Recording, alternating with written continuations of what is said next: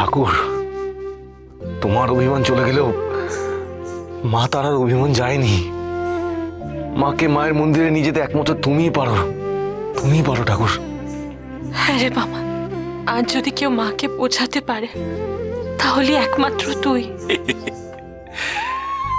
বড়ুয়া,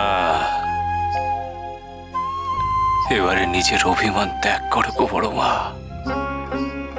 আমি ওই আর্ত দুস্থ মানুষগুলোর জন্য নিজের মান অভিমান সব ত্যাগ করেছি গো মা। এবারে তুমিও করো, ফিরে চলো মা, নিজ আলোয় ফিরে চলো গো মা। জয় তারা।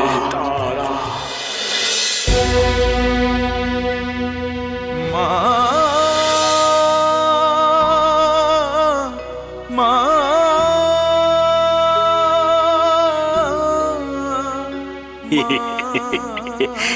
নে রে মা, নে নে, এই ফুল নে রে মা, নে মা, ফিরে চল রে মা।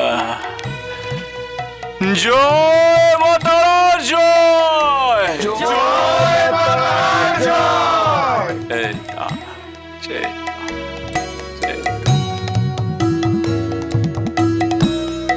তুমি কি ভাবো না ভাবো ওরে আমার মূঢ় মন। তুমি কি ভাবো না ভাবো ওরে আমার মূঢ় মন। সময় পেয়েছো ভালো, সাধনা সেই শ্যামাধন। ওরে আমার মূঢ় মন, তুমি কি ভাবো না ভাবো ওরে আমার মূঢ় মন।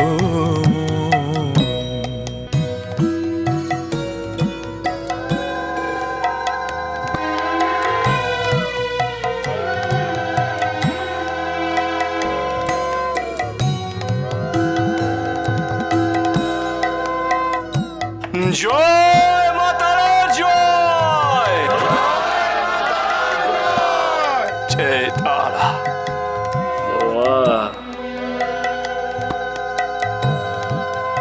আমাদের সব ষড়যন্ত্র তো ভেস্তে গেল তহসিলদার মশাই। তাই তো দেখছি হরিহর,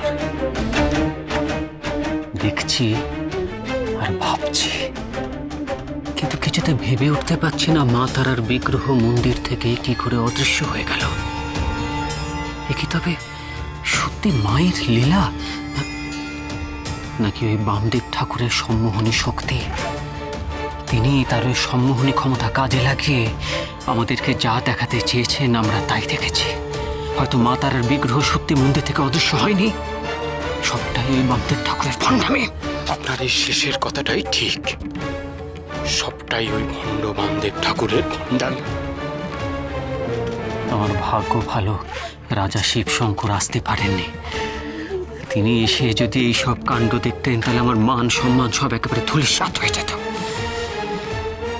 কিন্তু আমি তো হারবো না বামদেব ঠাকুর, তোমার আসল চেহারাটা আমি খুঁজে বার করবই।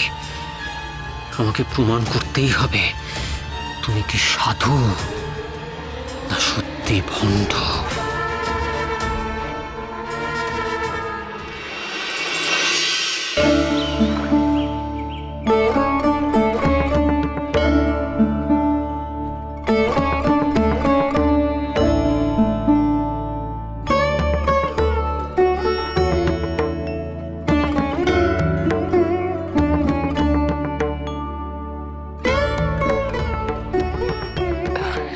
রানীমা, বলছি বাবা তো এখনো পদ্ম ফুল নিয়ে এলেন না। ফুলগুলো নিয়ে এলে আমি তো সেগুলো গুছিয়ে ফেলতে পারতাম। হ্যাঁ, বাবা তো বলেছিল পদ্ম ফুল নিয়ে আসবে, কিন্তু এখনো তো এলো না। দেখ, হয়তো ভুলে গেছে। বাবার কি আর সবসময় সবকিছু খেয়াল থাকে? না দিদি, কথার খেলাপ করার মতন ছেলে বাবা নয়। ও নিশ্চয়ই কোনো কাজে ব্যস্ত হয়ে পড়েছে।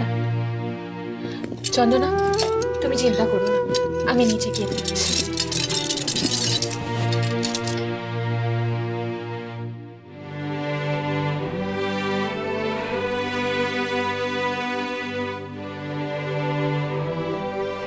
রানীমা, ও রানীমা, এই কোথায় গেলে গো?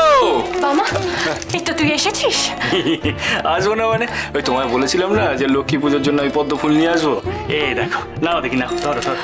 আমি জানতাম রে, তুই যখন কথা দিয়েছিস তখন ঠিক রাখবি। এই দেখো দেখি, তোমাকে কথা দিয়ে সে কথা আমি রাখবো না তা কি কখনো হয় গো রানীমা? জানি রে জানি। আচ্ছা আচ্ছা, শোনো শোনো, তুমি বরং এই পুজোর জোগাড় যন্ত্র করো, বুঝলে?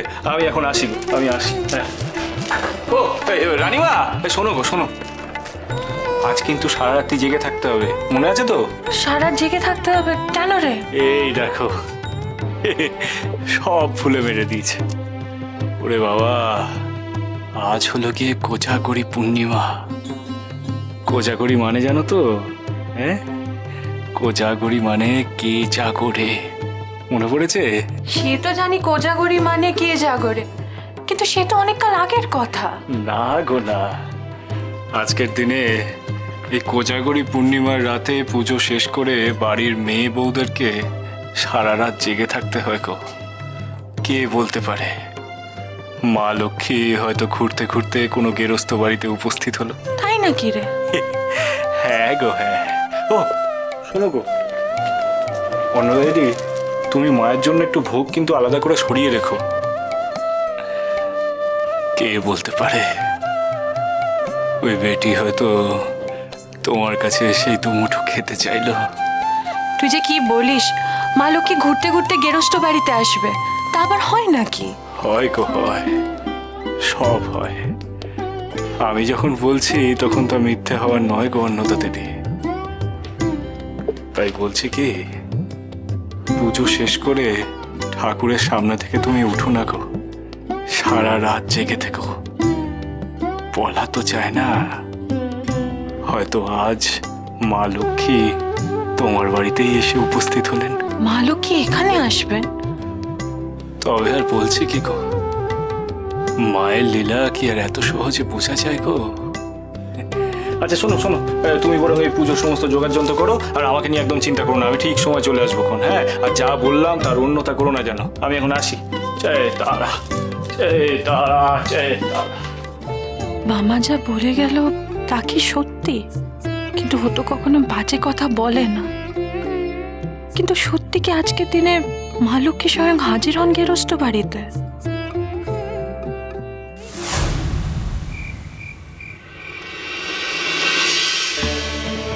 विष्णुपत्नी महादेवी क्षीरोदतनया क्षमा अनंत लोकलाभा च भूलीला च सुखप्रदा रुक्मिणी च सीता मा वै वेदवती शुभा।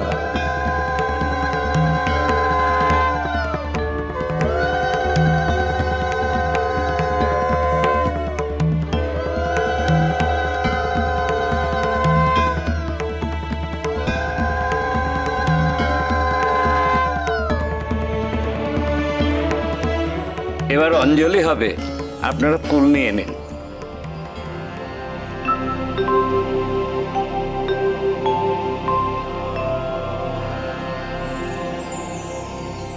भूतानामीश्वरी नित्यामता सत्यागता शुभा विष्णुपत्नी महादेवी क्षीरोदतनया क्षमा अनंत लोकलाभा च भूलीला च सुखप्रदा रुक्मिणी च सीता मा वै वेदवती शुभा।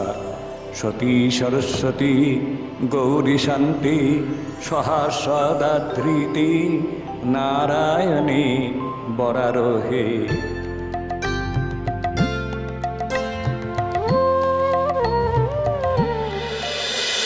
महादेवी